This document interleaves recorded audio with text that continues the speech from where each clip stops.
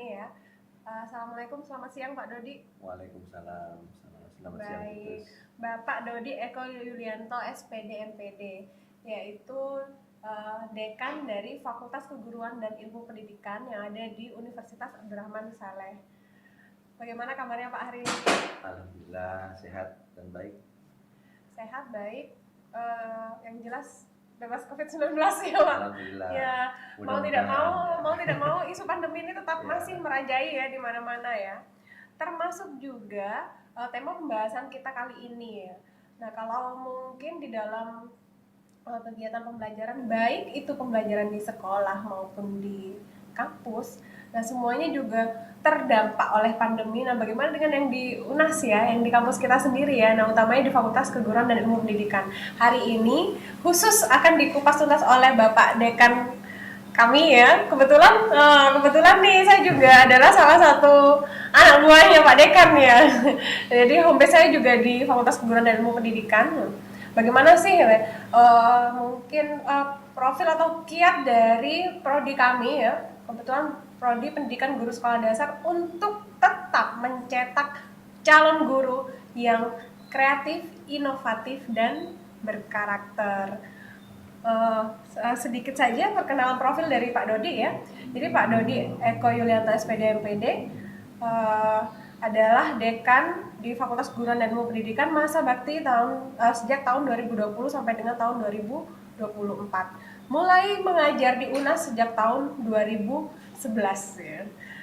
Menyelesaikan studi pendidikan S1-nya di Universitas Jember, kemudian pendidikan S2 di Unipa Surabaya. Gitu ya Pak? Baik, saya persilakan kepada Pak Dodi untuk membahas tentang seperti apa sih kiat untuk menjadi guru yang kreatif dan inovatif. Kreatif inovatif saja ternyata nggak cukup ya Pak, tapi juga harus memiliki karakter yang terbangun. Ada lagi ya nanti plusnya ya, yaitu menguasai konteks kekinian. Nah, kekinian itu yang seperti apa? Nah, nanti akan dikupas tuntas oleh Pak Dodi. Ya, baik, saya persilakan kepada Pak Dodi. Terima kasih kesempatannya Bu Tutus. Terima kasih kepada rekan-rekan di universitas dan para pemerhati. Jadi kami di sini ingin mengupas atau berbicara tentang bagaimana sih seharusnya menjadi seorang guru yang profesional, tetapi tidak hanya profesional tentunya ya, tapi juga memiliki karakter. Karena kalau menurut saya itu seorang guru di kelas itu merupakan bintang kelas yang setiap hari menjadi panutan peserta didiknya atau panutan siswanya. Mau tidak mau, disitulah letak pendidikan kita yang seutuhnya sebenarnya. Dimulai dari awal diri kita sendiri. Karena kami diberi tugas untuk FKIP ini mencetak guru sekolah dasar, sehingga ya namanya anak-anak itu lebih suka mencontoh daripada mendengarkan nasihat dari gurunya. Yang paling utama adalah mencontoh, sehingga yang kita perbaiki SDM-nya terlebih dahulu. Begitu putus ya. Yang perlu kita perbaiki SDM-nya terlebih dahulu.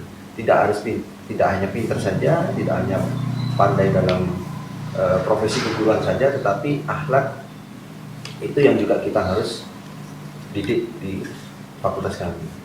Plusnya didikan tentang akhlak dan membangun karakter para calon guru ya. Para calon guru. Iya.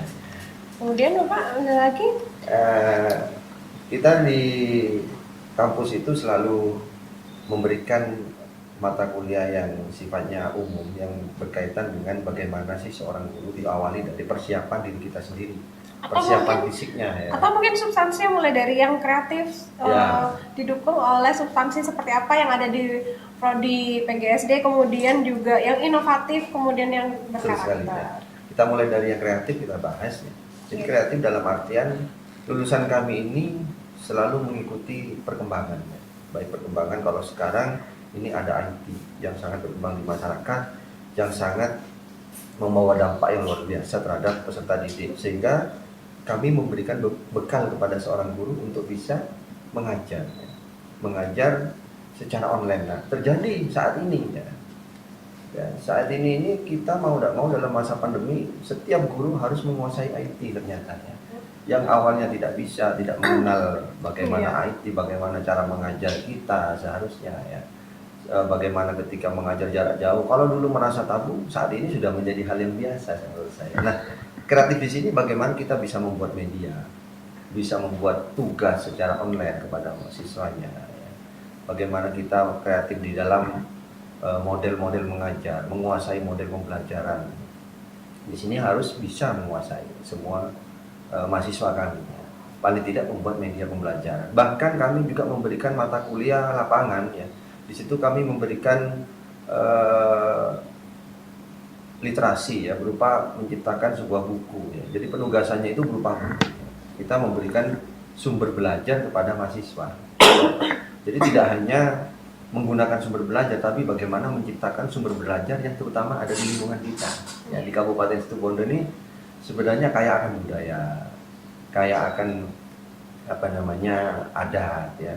Bagaimana setiap daerah itu punya ciri khas tersendiri. Ya. Nah ini yang akan kita tampakkan, ini kita kenalkan kepada adik-adik kita, sehingga terciptalah sebuah buku ya, yang nantinya menjadi sumber belajar pada peserta didik kita. Baik, untuk masih di yang unsur kreatif ya Pak. Mungkin bisa diceritakan lebih detail. Karena saya tahu persis nih, kalau saya tahu, mungkin yang lain pemirsa yang hari ini menyaksikan kita nggak tahu. Saya tahu betul ada salah satu mata kuliah yang memang kebetulan Pak Dodi Ampu sendiri ya, kemudian juga memproduk sebuah tugas mahasiswa yang akhirnya adalah menciptakan sebuah buku yang memang yang dipotret adalah budaya kedaerahan di Situbondo. Mungkin itu bisa diceritakan lebih detail Pak Dodi? Awalnya itu hanya mata kuliah. Saya kebetulan mengajar tentang ilmu pengembangan sosial ya, pengembangan sosial. Seorang guru harus mempunyai kemampuan sosial yang baik ya. Tentunya cara menyampaikan informasi, cara mengajarnya harus dengan baik, bahasanya mudah dipahami. Nah, ketika itu saya tertantang untuk bagaimana supaya peserta didik saya itu bisa berbaur dengan masyarakat. Nah, tentunya kalau mau menciptakan sebuah buku, tentunya harus terjun ke masyarakat mendatangi sumbernya mendatangi langsung sumbernya. Siapa sih yang membuat budaya ini? Siapa sih yang pelaku budaya ini? Dari mana sih asal usulnya budaya ini? Ya, tentunya ada semacam survei atau observasi kepada masyarakat. Nah, disitulah tantangan bagi mahasiswa untuk bisa memiliki kehidupan sosial yang baik ya. Bagaimana cara berkomunikasi, bagaimana cara mentranslate bahasa Madura kepada bahasa Indonesia dengan tata tulis yang yang sesuai dengan karya tulis ilmiah, menurut saya seperti itu. Nah, sehingga mahasiswa setiap ada tugas ke masyarakat ini akan lahir sebuah buku yang menarik menurut saya ya. Nanti akan buku ini akan kami publikasikan ya, karena ada tahapan ya, kalau buku dipublikasikan ini ada tahapan-tahapan tertentu yang harus diedit atau diperbaiki. Nah, kami setiap tahun pasti memberikan sebuah tugas itu ya. Lalu kreatif yang kedua, karena mahasiswa ini seorang guru itu mendidik seorang anak yang notabene perbedaan karakternya ya, perbedaan karakternya ya. Jadi satu kelas ini tidak langsung pendiam semua gitu ya. Jadi, mungkin sekarang tidak ada kelas yang diam. Betul ya. Sekarang ini tidak ada kelas yang diam. Kalau diam harus ditanya kenapa. Betul, satu mungkin sakit atau yang kedua mungkin takut sama gurunya. Yang baik itu sebenarnya masih siswa yang aktif ya. Nah, memanfaatkan hal yang seperti ini ya. Karena ini perubahan, saya kira perkembangan proses belajar dari tahun ke tahun semakin berkembang ya. Kalau di zaman saya dulu, setiap guru masuk itu tangan di atas, diam semuanya. Nah ini tangan di atas gini dong, tangan dilipat di atas meja, dilipat di atas meja, diam semua. Yang tidak diam, pulangnya belakangan. Nah ini sering kita dengar seperti itu. Tapi kita rubah ya. Jadi kreatif itu kita rubah menjadi sebuah metode pembelajaran berupa game ya. Game yang bisa memuat sebuah materi pembelajaran. Nah, ini saya kira menyenangkan tetapi tidak membuat siswa ini bosan gitu ya. Nah, tidak lagi siapa yang tertib pulang terlebih dahulu, tidak lagi, tapi diisi dari materi-materi yang sifatnya berupa permainan. Saya kira itu. Kembali lagi kepada kreatif yang berikutnya adalah pengelolaan kelas ya. Di kelas itu menangani siswa-siswa yang memang berbeda tadi karakternya, sehingga sangat banyak strategi guru yang harus dilakukan dalam hal ini ya. Sangat banyak sekali ya. Utamanya adalah memanfaatkan siswa yang paling aktif, memanfaatkan siswa yang paling aktif untuk mengontrol rekan-rekannya. Nah, ini biasanya yang sering kita sampaikan kepada mahasiswa ya. Ketika mahasiswa melaksanakan PPL itu biasanya laporannya, Pak, ini kok sampai nakal, gimana cara mengatasinya? Nah, ini sering banyak keluhan mahasiswa. Tetapi dalam hal ini kita sudah memiliki strategi tersendiri gitu ya. Saya kira itu untuk terkait dengan kreatif ya. Pembuatan media, pembuatan sebuah buku sebagai sumber belajar, IT juga harus mengenal, semuanya mahasiswa juga harus mengenal. Lebih-lebih saat ini masa pandemi ini kita selalu belajar online ya, tidak hanya siswi ya, tapi di perguruan tinggi semuanya belajar online ya. Sehingga perkembangan pengetahuan kita semakin pesat ini ya, perkembangan metode kita semakin pesat ya. Jadi setiap guru biasanya tidak mengenal IT yang sudah paruh baya, sudah malas, akhirnya sekarang mau tidak mau harus melaksanakan itu ya. Justru ada sisi positif dari kejadian pandemi ini yang mungkin dulu bahkan kita memberikan informasi hanya bisa satu arah, dua arah, itu pun hanya bertatap muka langsung dengan lawan bicara. Sekarang kan sudah tidak, Pak, bertatap layar ya. Bahkan hari ini mungkin saya dan Pak Dodi akan ditatap layarnya ya oleh seluruh Indonesia. Nah itu jadi paling kreatif juga di sana gitu. Jadi justru hal yang menjadi kekurangan mungkin dengan kreativitas bisa kita jadikan peluang, mungkin itu ya Mas. Nah itu yang juga ditanamkan di Fakultas Keguruan dan Ilmu Pendidikan. Baik, itu tuh yang kreatif Pak. Kemudian yang inovatif. Ya, yang inovatif itu kita selalu menemukan hal-hal yang baru yang belum terungkap di wilayah Kabupaten Situbondo ini. Kita publikasikan. Jadi kita publikasikan melalui sebuah buku, melalui sebuah karya tulis ilmiah. Lebih-lebih kita tanggal 28 ini kita mau mengadakan seminar nasional ya. Ya di situ ya penyelenggaranya adalah mahasiswa ya. Jadi mahasiswa ini setelah kuliah tidak hanya memiliki kemampuan akademik, tapi bagaimana memiliki kemampuan organisasi dengan baik, yang baik ya. Jadi organisasinya yang baik. Saya sadar bahwa ketika terjun ke masyarakat tidak hanya nilai yang tinggi, tetapi kemampuan apa yang harus dimiliki oleh seorang mahasiswa ya. Tidak ada artinya jika IPK tertinggi 3,9,9 ya mungkin ya. 3,99 kumlat. 3,9 ini sudah kumlat, tapi apakah bisa dipertanggungjawabkan dengan IPK yang setinggi itu? Sehingga ada kalanya kami memberikan bekal supaya mahasiswa ini bisa berorganisasi dengan baik. Paling tidak ada organisasi yang ada di tingkat fakultas, yaitu BEM fakultas mengadakan seminar nasional ya. Bahkan kita mau berencana mau mengadakan seminar internasional. Siapa krunya di situ? Siapa panitia penyelenggaranya adalah mahasiswa. Nah, siapa mahasiswa ini? Ya nantinya adalah calon seorang guru. Ya. Calon seorang guru. Saya yakin beberapa mahasiswa saya, alumni saya itu di Fakultas Keguruan ini banyak memiliki kemampuan ya, keahlian di bidang IT, keahlian di bidang berorganisasi, di bidang keahlian di bidang pengelolaan kelas ya. Kepribadiannya kita juga dituntut untuk baik ya. Karena saya membiasakan setiap kali mengajar selalu memperhatikan penampilan dari setiap mahasiswa ya. Terlihat ya, kok Pak dekannya saya sangat rapi gitu ya hari ini ya. Jadi kita karena ya seperti yang kami sampaikan tadi, memang guru ini selalu bintang kelas di kelas ini ya, selalu dilihat setiap hari oleh siswanya ya. Coba kita bayangkan kalau satu hari kita bertemu dengan 30 orang siswa dan mereka kelak akan jadi seorang pemimpin pastinya salah satunya. Nah, pastinya mereka akan ingat, oh iya kita pernah dididik untuk menjaga penampilan ya. Jadi penampilan seorang itu mencerminkan sebuah kepribadian ya, seseorang gitu. Menurut saya seperti itu. Iya.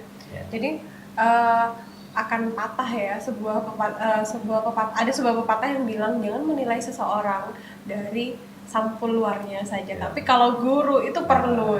Kenapa? Karena ada tugas tambahan dari seorang guru. Guru punya beban tanggung jawab, yaitu menjadi panutan, menjadi teladan, termasuk dari sisi tampilannya ya. Kalau kita melihat perbincangan ini sangat menarik sebenarnya tadi, kalau mematahkan sebuah argumen bahwa tidak bisa dilihat dari penampilan. Iya. Ini saya garis bawahi bahwa ini adalah khusus calon seorang guru menurut saya ya. Kalau calon seorang guru ini mulai dari kepribadian, mulai dari penampilan, model rambut, dari baju, pakaian, sepatu, dari ujung rambut sampai ujung kaki ini sudah akan terlihat oleh siswanya. Mungkin kita skip dulu yang ini Pak, nanti Betul. akan seru ketika kita membahas tentang karakter. Nah, itu kalau dia. karakter saya jauh lebih tertarik lagi Itu gitu. dia, ya. Karena kebetulan saya menjadi dosen pengamatan pendidikan karakter nih Pak, kita ketemu di Tentunya sini. Bung lebih Saya banyak senang tahu ya. ini ya. Saya senang hari ini kedatangan Pak Dekan saya sendiri gitu ya. Sudah lama saya tunggu-tunggu Alhamdulillah, ya. terima kasih sudah Baik, diundang. masih di inovatif Pak. Tadi Pak Dodi sempat cerita bahwa mahasiswa yang tergabung di dalam tim Badan Eksekutif Mahasiswa di fakultas itu banyak sekali dibekali dengan skill tambahan tentang organisasi, tentang manajemen. Ya. Sudah ada beberapa kegiatan yang sudah mereka pernah kelola Pak sebelumnya. Untuk kegiatan sendiri karena ini Selain webinar yang ya, besok tanggal ya, 28 Juli. memang kita merubah settingan dari beberapa kegiatan kita ya. Kita geser menjadi kegiatan yang sifatnya webinar atau daring ya. Karena sebelumnya memang padat sekali ya rencana kegiatan pada tahun ini. Di situ ada camping ceria ya. Di situ kita memberikan informasi, memberikan pendidikan tentang bagaimana menjadi seorang pemimpin.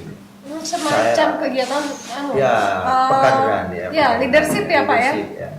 Jadi di situ ada semacam itu. Sehingga mahasiswa ini saya yakin ya bahwa mahasiswa saya ini besok paling tidak menjadi seorang pemimpin di kelas ya. Bagaimana seorang pemimpin di kelas memanajemen anak yang segitu banyaknya, memimpin ya syukur-syukur besok banyak yang menjadi kepala sekolah ya, menjadi kepala dinas ya Bang. Itu doa kami selalu yang tertinggi ya. Doa kami selalu yang tertinggi. Nah, pastinya akan dibutuhkan hal-hal yang seperti ini. Hal-hal yang berbau pendidikan seperti ini akan dibutuhkan. Karena memang seorang leadership ini harus paling tidak menjadi contoh ya. Menjadi contoh baik itu cara kepemimpinannya, manajemennya juga harus dipertimbangkan untuk menjadi seorang pemimpin. Saya kira itu yang banyak kita sampaikan kepada mahasiswa. Itu yang camping ceria, camcer yang mungkin hubungannya internal ke dalam, yang eksternal Pak, kegiatan yang sudah pernah dikelola mahasiswa. Kita juga ada kegiatan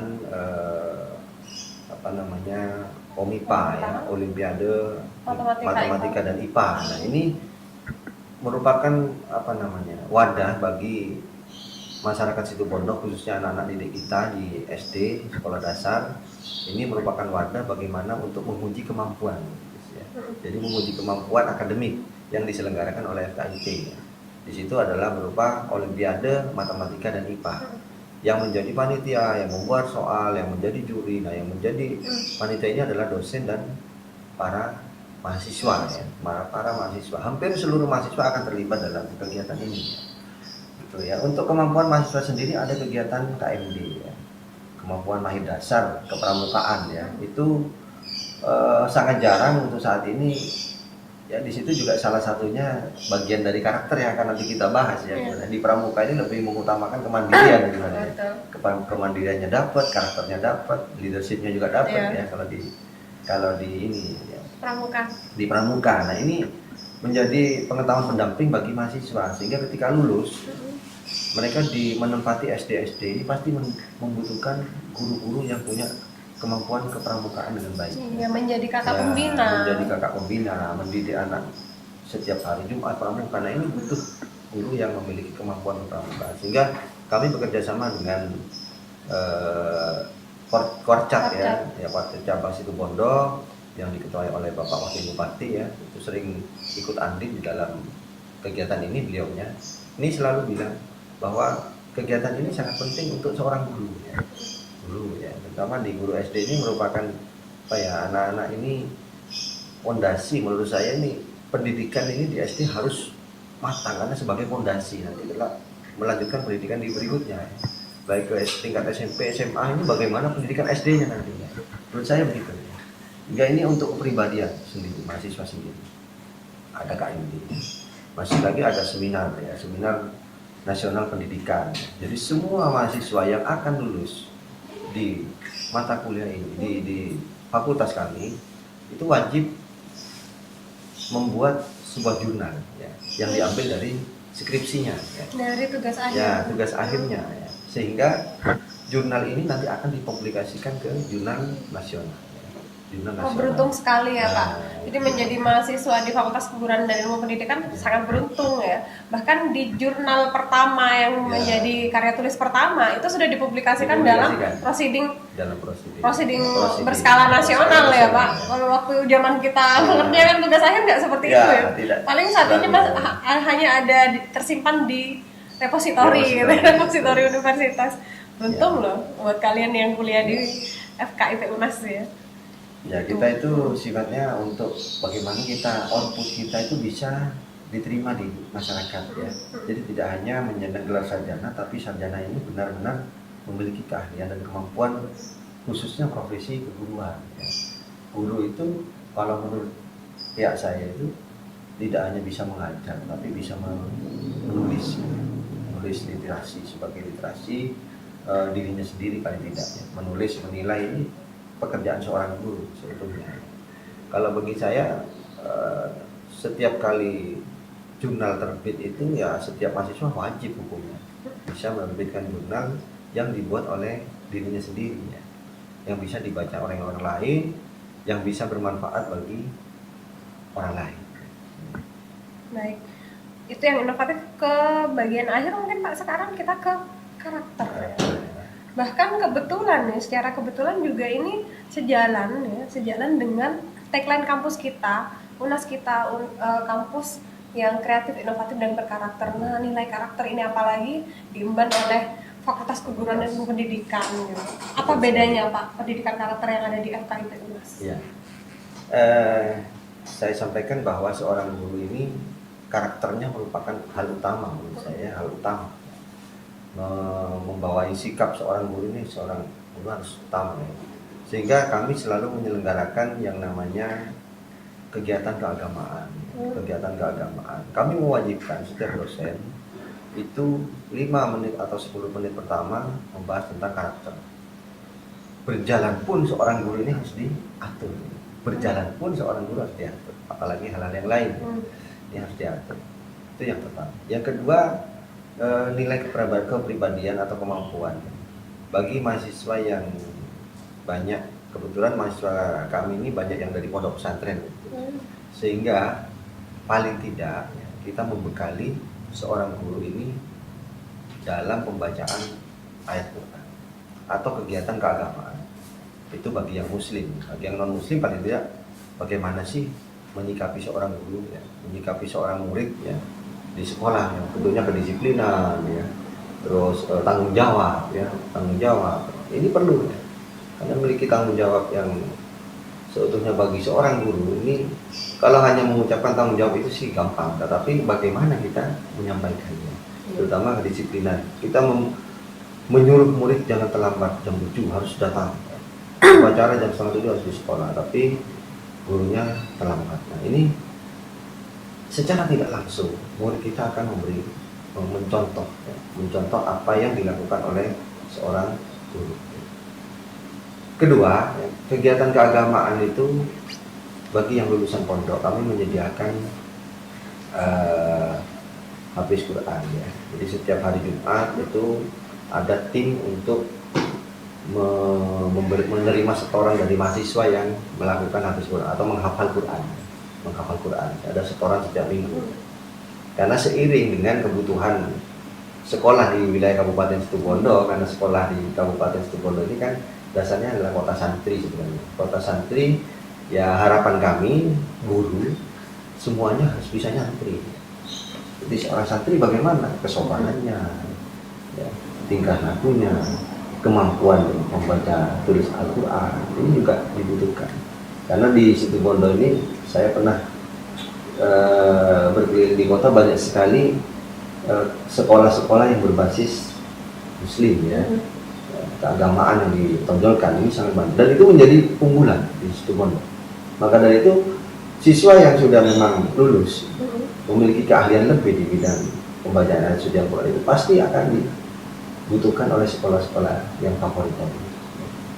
banyak tersebar di beberapa sekolah ya, di Kabupaten Situbondo yang sudah menjadi catatan baik di masyarakat begitu. Kira itu. Iya, berarti lulusan dari FKIP UNAS itu ada nilai plusnya ya, skillnya tidak perlu diragukan, Ya. kemudian plus ya, plus tadi ada karakter keagamaan ya terutama ya Pak Dodi. Selain karakter keagamaan mungkin ada lagi yang lain ya Pak? Ya, selain itu juga setiap alumni itu dibekali dengan berbahasa Inggris, ya. Kemampuan berbahasa Inggris. Ya. Itu Ada LC, itu ya. sangat penting ya Pak. Kemampuan berbahasa Inggris karena ke depan ini ada pasar global yang dibutuhkan ada dengan bahasa asing, Bahasa ya. asing. Sehingga kami membekali mahasiswa kami itu dengan bahasa asing yang diakhiri dengan kerjasama dengan perusahaan bahasa, diakhiri dengan TOEFL ya. Nanti akan kami kerjasamakan juga dengan beberapa lembaga ya, yang memang menciptakan ini ya, menguji beberapa mahasiswa yang akan lulus ya. Paling tidak ada standar TOEFL berapa sih harusnya kalau bisa lulus dari FKIP. Khusus uji kompetensi Uji kemampuan bahasa kompetensi, Inggris. ya, bahasa Inggris. Iya. Itu menjadi bekal utama Bekal juga utama ya Pak ya. Inggris, ya. Oke, selain kemampuan berbahasa Inggris, kemampuan berbahasa asing juga ada ciri kewirausahaan ya Pak ya. Betul sekali, jadi kewirausahaan. Iya.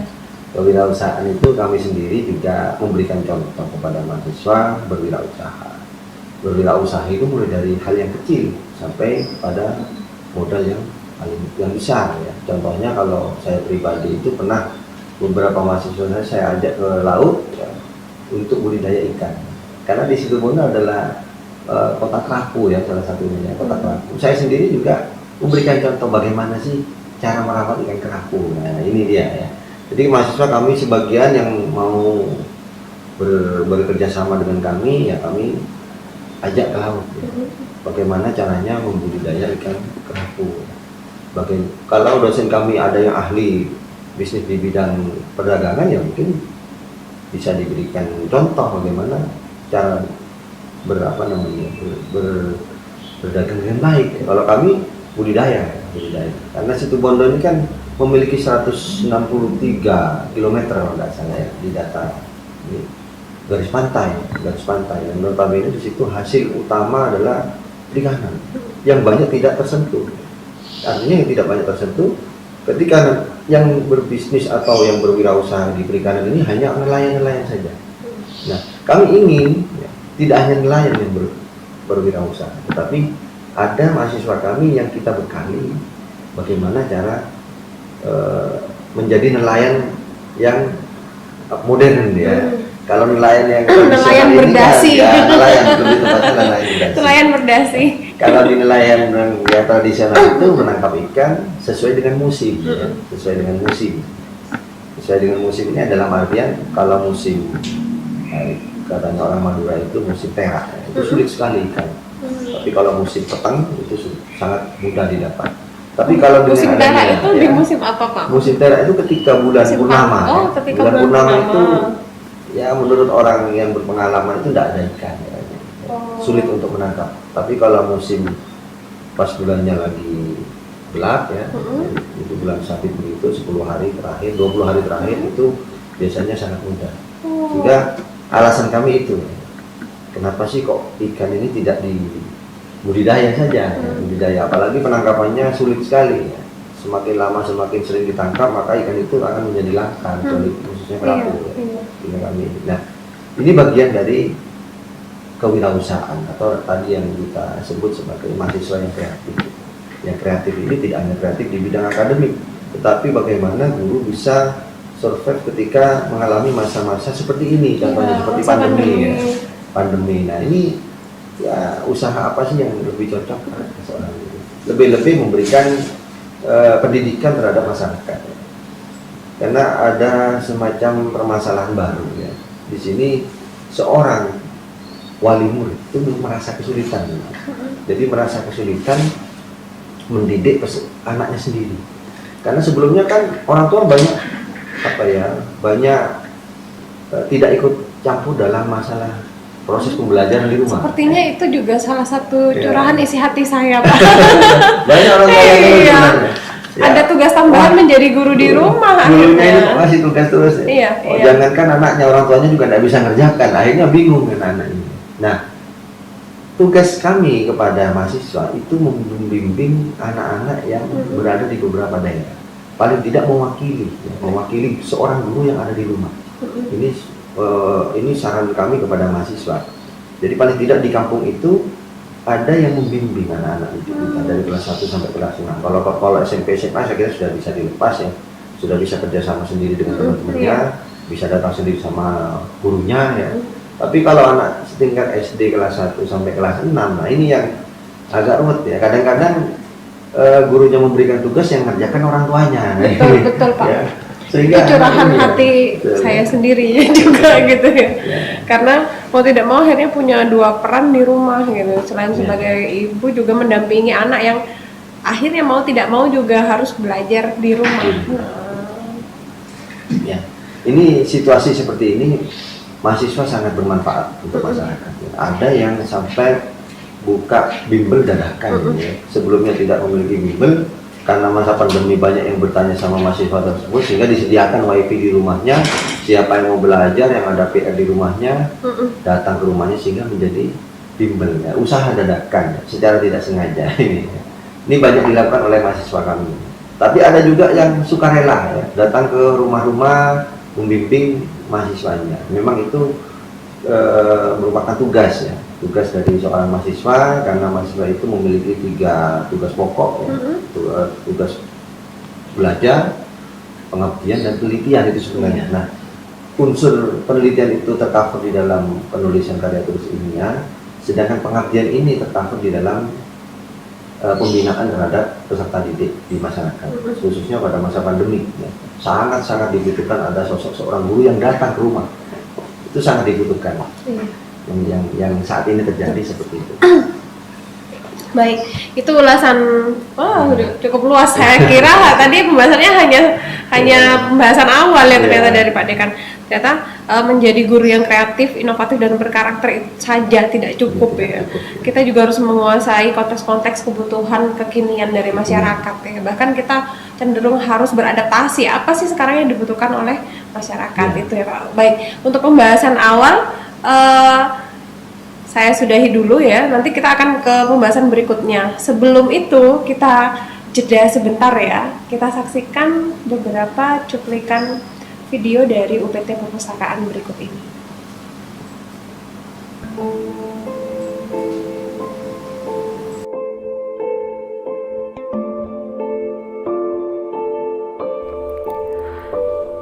Apa yang kau inginkan?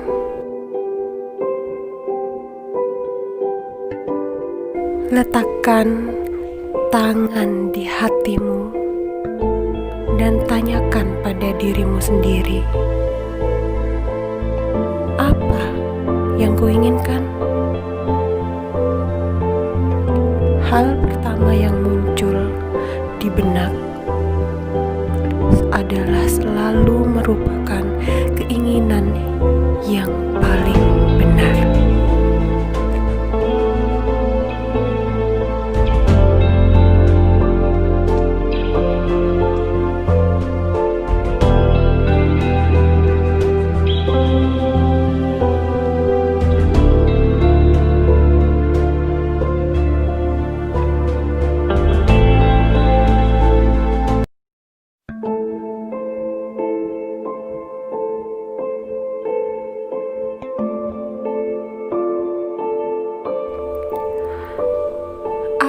Yang kau inginkan?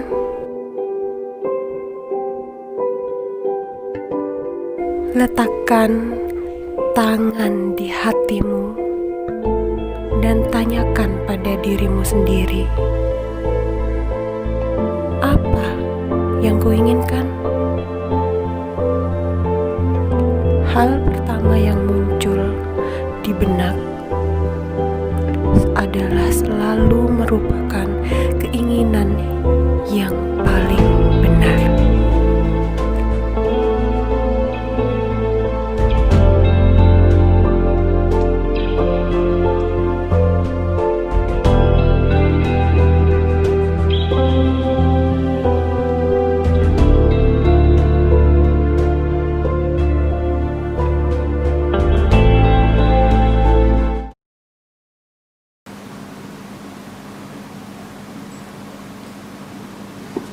Eh, video cuplikan yang baru saja kita saksikan adalah salah satu contoh video dummy untuk video review buku challenge yang diselenggarakan oleh UPT Perpustakaan UNAS. Nah, UPT Perpustakaan UNAS menyelenggarakan sebuah challenge yang diperuntukkan oleh seluruh sivitas akademika UNAS, baik itu dosen, karyawan, dan mahasiswa ya. Seperti apa? Nah, bentuk videonya seperti itu. Jadi buku yang akan direview yang baik itu kutipan, quote atau sedikit kutipan di dalam bukunya adalah wajib buku koleksi dari UPT Perpustakaan UNAS ya. Kemudian juga tag gambar videonya juga dilakukan di ruang baca UPT Perpustakaan UNAS baik di kampus 1 ataupun kampus 2, juga lingkungan sekitar kampus 1 dan kampus 2 UNAS. Nah, sampai dengan saat ini kami tunggu video-video challenge yang dihasilkan oleh karya Sivitas Akademika UNAS ya, dan kami tunggu sampai tanggal 16 Agustus ya, dan pengumuman pemenang akan diumumkan tanggal 17 Agustus. Kami tunggu ya semua joinnya. Baik, perlu diketahui Pak Dodi, dalam acara live streaming Bincang Literasi kita ini biasanya kita menyediakan pertanyaan ya, jadi kita melayani pertanyaan yang disampaikan di live chat YouTube channel ya. Sampai dengan saat ini kami cek dulu ya Pak ya. Oke, masih belum ada ya. Maksimal ada 2 penanya gitu, baik yang hari ini menyaksikan ya, boleh sambil lalu kita saling sharing di sini ya sesama pemerhati pendidikan, ataupun saya dapat chat ini ya, dapat chat ternyata dia bukan guru gitu, dari salah satu pemilik akun Gila Baca ya. Saya bukan guru tapi saya nyimak ini, mantap ya, berarti ada sesuatu yang informasi yang ternyata memang betul-betul sama-sama dirasakan. Baik, kita kembali ke pembahasan ya Pak Dodi tentang guru yang kreatif, inovatif, dan berkarakter. Utamanya di masa pandemi, mungkin ada yang perlu menjadi penekanan khusus.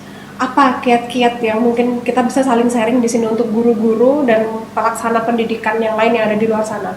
Apa yang menjadi kunci untuk kita tetap bisa beradaptasi menyelenggarakan sebuah pembelajaran yang operasionalnya tetap berjalan maksimal walaupun di tengah masa pandemi? Mungkin juga dari pengalaman Pak Dodi sendiri sebagai pengajar. Saya punya 2 pengalaman sebagai pengajar itu sendiri dan sebagai wali murid juga. Iya, double ya Pak, double fungsi di sini. Sebagai wali murid, saya bersama istri saya itu selalu berpikir kok mudah-mudahan ya pendidikan yang dilakukan pada saat ini bisa merata.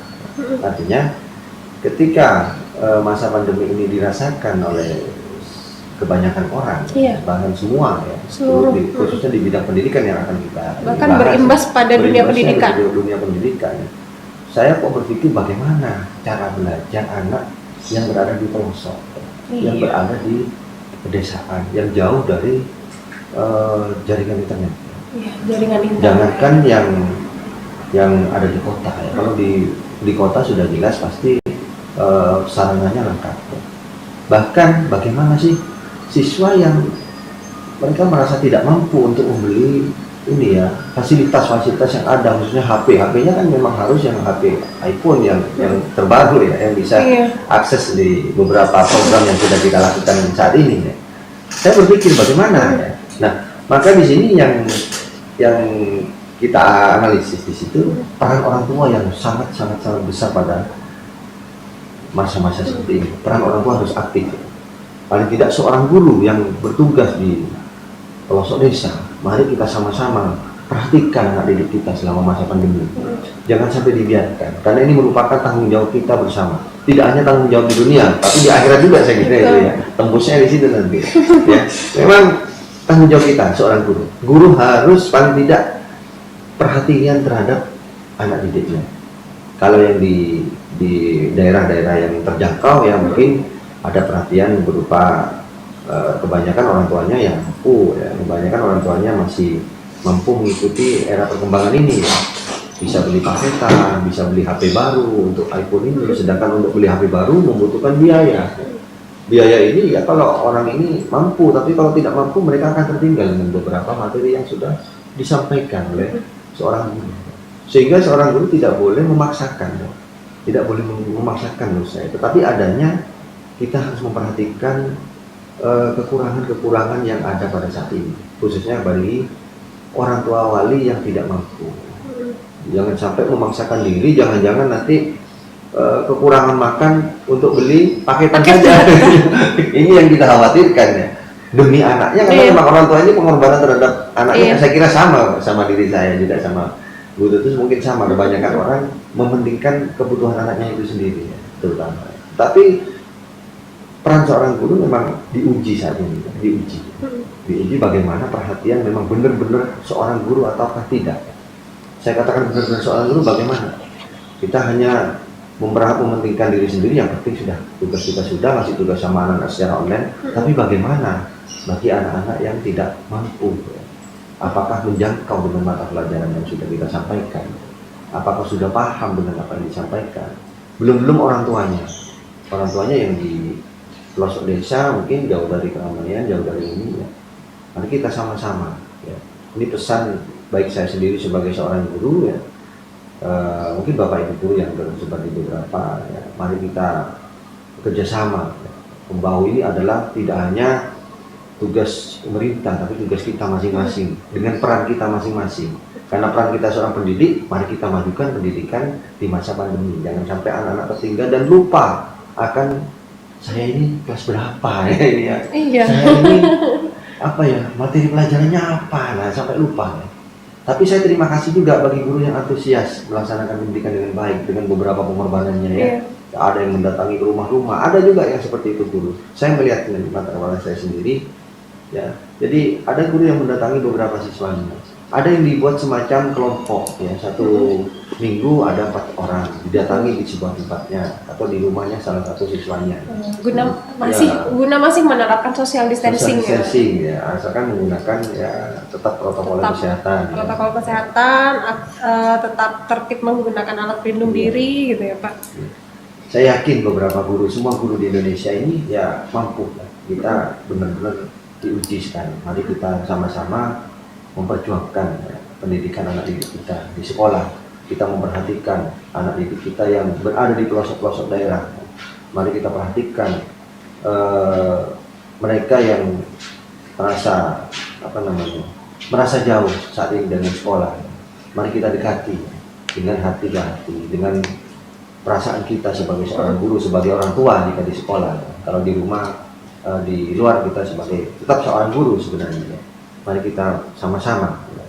Jadi usaha beberapa kami dengan mahasiswa juga, pengabdian kami ya sesuai dengan tugas kita ya, pengabdian. Jadi mahasiswa kami diberikan tugas untuk membimbing anak-anak didik yang berada di sekitar rumah-rumah.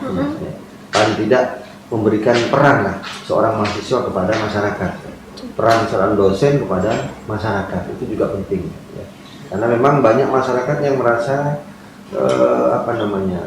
saat ini merasa berat dengan adanya pandemi ini, berat khususnya untuk mendidik anak ya, karena besaran materi ya, kualitas materi ini tidak sama ya. Kalau kelas 1 mungkin bisa belajar membaca ya, belajar menulis mungkin masih mampu, tapi yang sudah kelas 6, kelas 5 ya, bahkan yang SMP, SMA ini sudah harus ada perhatian, tidak mengingatkan siswanya, mengingatkan anak-anak didiknya.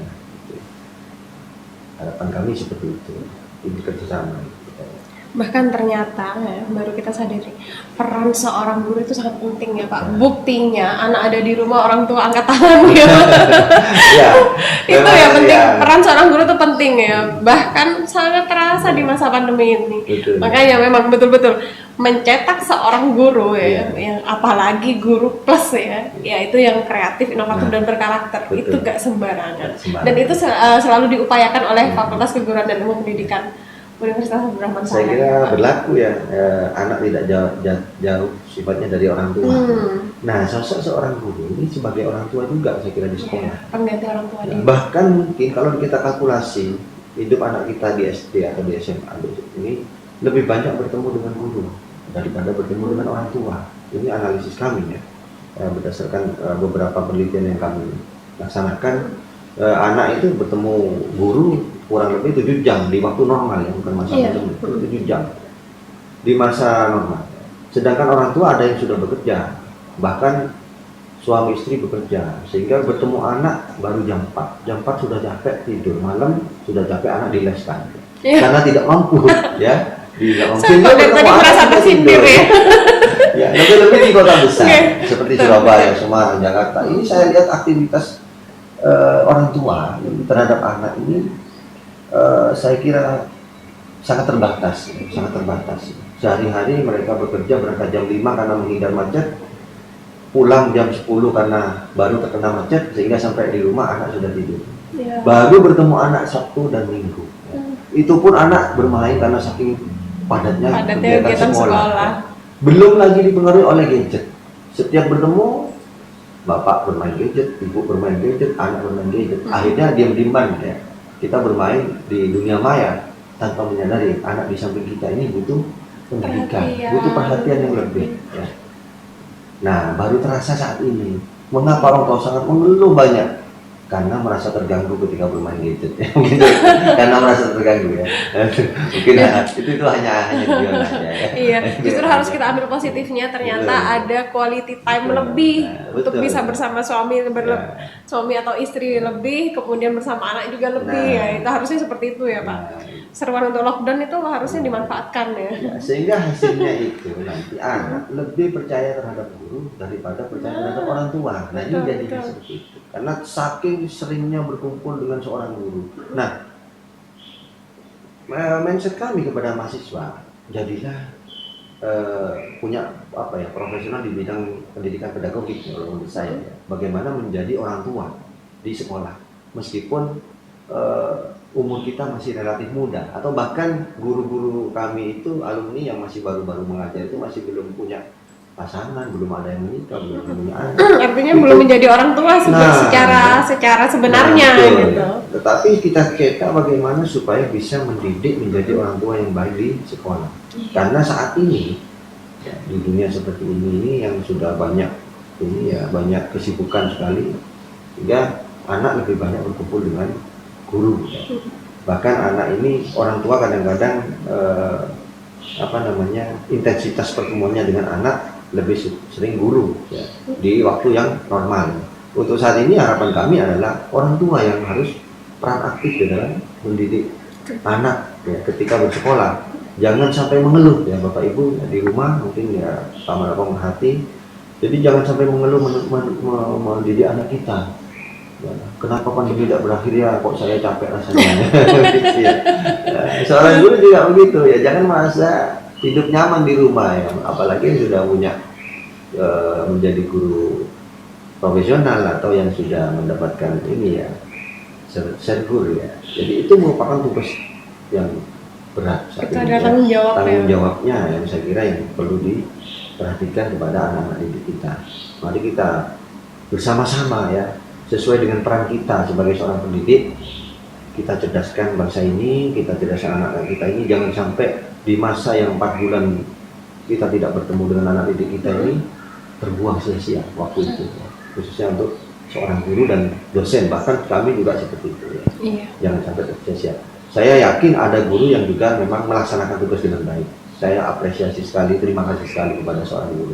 Beberapa guru yang sudah melaksanakan dengan baik. Tetapi yang masih belum, yang ada di pelosok-pelosok negeri ini, mari kita bersatu padu untuk berjuang bisa mencerdaskan anak-anak didik kita, khususnya anak didik yang ada di sekolah dasar, karena kami sangat antusias dengan mahasiswa kami untuk menggerakkan ini ya.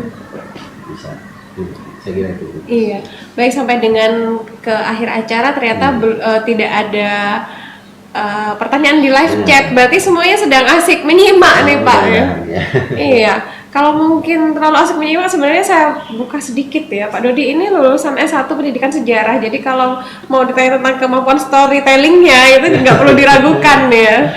Baik, sedikit saja Pak closing statement untuk pertemuan kita siang ini, apa yang bisa Pak Dodi pesankan pada semua pemerhati yang hari ini menonton kita, utamanya tentang pendidikan. Ya. Silakan Pak.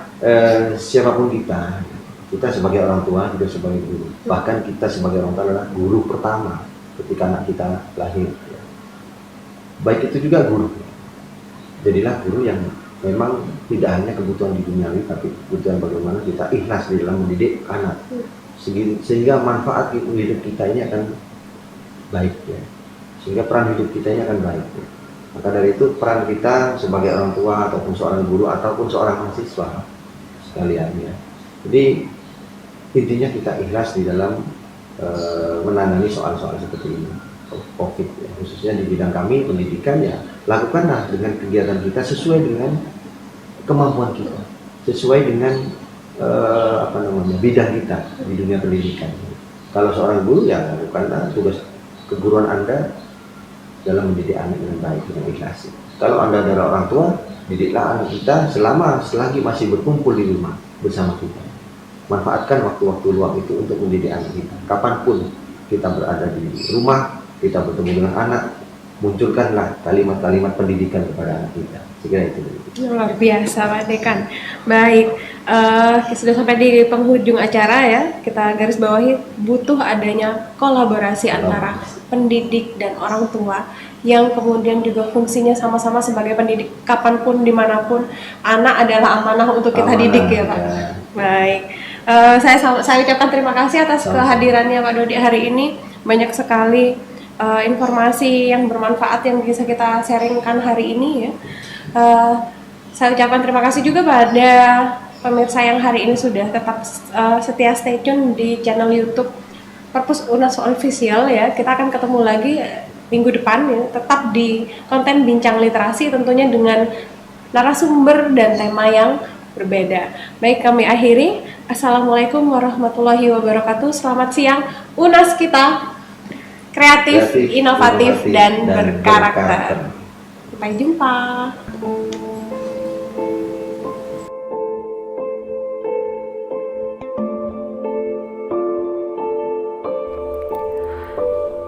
Apa yang kau inginkan?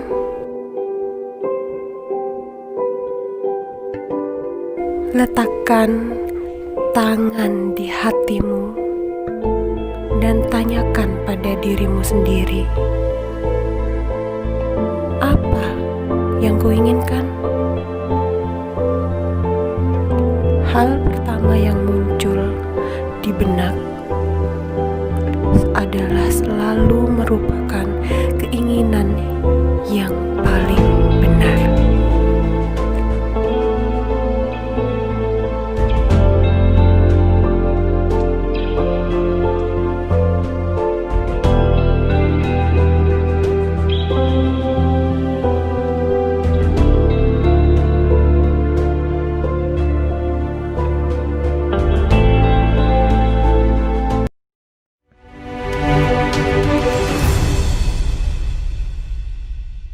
Assalamualaikum warahmatullahi wabarakatuh. Saya Karnadi selaku Rektor UNAS mengajak masyarakat untuk bergabung dengan UNAS. Di matematika, menghasilkan lulusan yang unggul dalam keilmuan baik secara teori maupun terapan. Program studi biologi menghasilkan lulusan yang memiliki kompetensi di bidang observasi dan analisis biologi.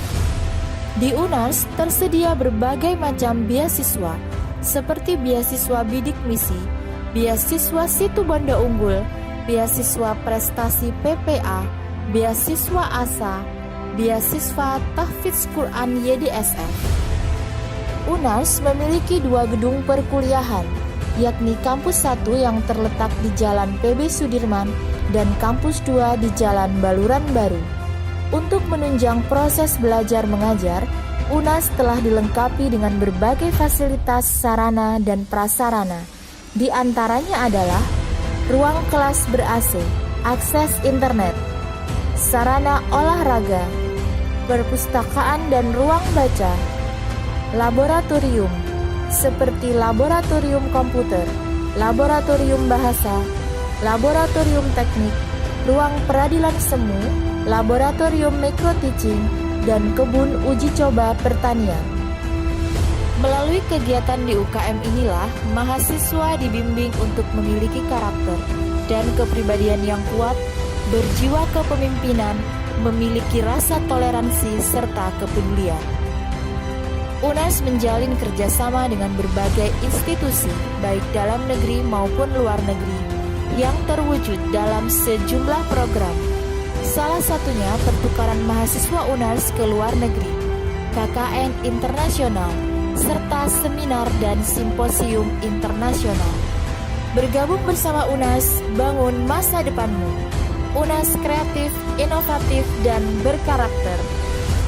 Wabillahi taufiq wal hidayah. Wassalamualaikum.